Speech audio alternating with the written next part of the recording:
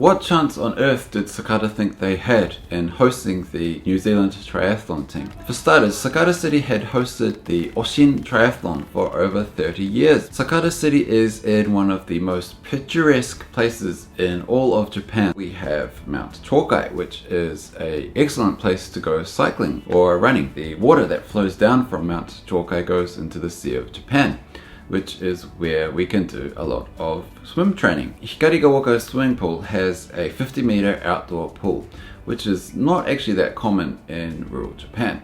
Sakata City is part of Yamagata prefecture, which produces a lot of the country's fruit, including something like 60% of Japan's cherries. And it is also one of the main rice growing regions in Japan. In fact, much of the rice that is eaten in Japan originates from a town just to the south of here. Plus, Sakata City is only 1 hour flight from Tokyo. Tohoku Koiki Bunka Daigaku also happens to have a New Zealand institute in it.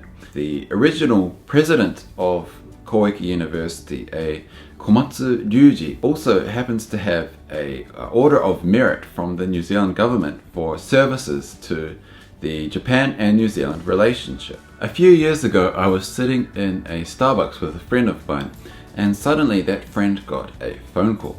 And I overheard the conversation because that friend said, "I'm sitting next to the only New Zealander in Japan who also happens to be a triathlete." Fast forward about a week or so, and I found myself in a meeting where we were trying to see how we could pitch to the New Zealand triathlon team to become the host city for them during the 2020 Olympics. So how do you even ask a triathlon team to come and stay in your city?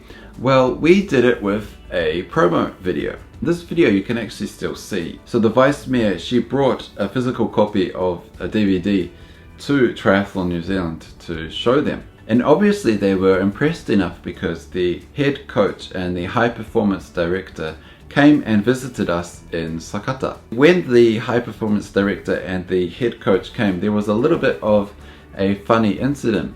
So Sakata City planned a special dinner for the two of them, and the two of them asked me whether they should wear a tie to the event. And knowing Japan, I thought that everyone would be wearing a tie, so I told them to bring a tie. However, when we actually got to the event, the only 3 people wearing a tie were those two and myself. Apparently, Sakata City had decided that they were going to go New Zealand and they were going to go tieless. So us Kiwis wore ties to be respectful, but the Japanese were trying to be respectful of New Zealand culture by not wearing ties, so it was quite a funny situation. So Triathlon New Zealand were obviously quite impressed by Sakata, and they decided to come and stay with us. Our promo video obviously did the trick. And not only was this a chance to host the New Zealand triathlon team, Sakata City also established a scholarship. Each year up until COVID, Sakata City was hosting the Oshin race. The idea of the scholarship was to get the young budding triathletes from New Zealand to come and stay in Sakata, where they would have to look after themselves, and to get them to also partake in this triathlon. Over the years, a few triathletes did actually come. The scholarship wasn't for the full amount, but it was at least half, which I think is quite helpful for young triathletes. The high performance director at that time was none other than Hamish Carter, who most New Zealanders should know because he won the gold medal at the triathlon at the 2004 Athens Olympics. So even before the Olympics started, I got to not only meet but also work with and interpret an Olympic champion. And in 2019, the whole team came and did a practice run here in Sakata.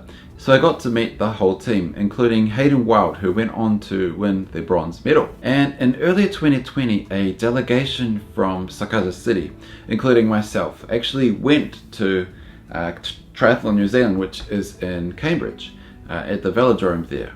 Fortunately, the Olympics were able to go ahead in 2021, but there were a number of restrictions that we had to follow here in Sakata City. And these restrictions were a bit too severe for the triathletes to be able to have a comfortable stay. And so what eventuated was that the team ended up not coming to Sakata but going straight to Tokyo instead. We were actually offered tickets to go and watch the event, but unfortunately spectators weren't allowed, which is a big shame because Hayden Wilde obviously got the bronze medal. It would have been really cool to see a New Zealander on the podium for a triathlon for the first time in nearly 20 years at that time. It just goes to show that rural Japan can indeed host international teams. You just need the right people and a bit of vision. Also, don't underestimate what can happen in a Starbucks. Like stories from rural Japan? Check out kiwiyamabushi.com for the Kiwi Yamabushi newsletter. If you like deep dives into rural Japan, check out this video about how I came to be living here in Sakata City, or check out this video on how I got to be on the Prime Minister of Japan's YouTube. I'm Tim Bunting, the Kiwi Yamabushi. Ka kite no, and I'll see you next time.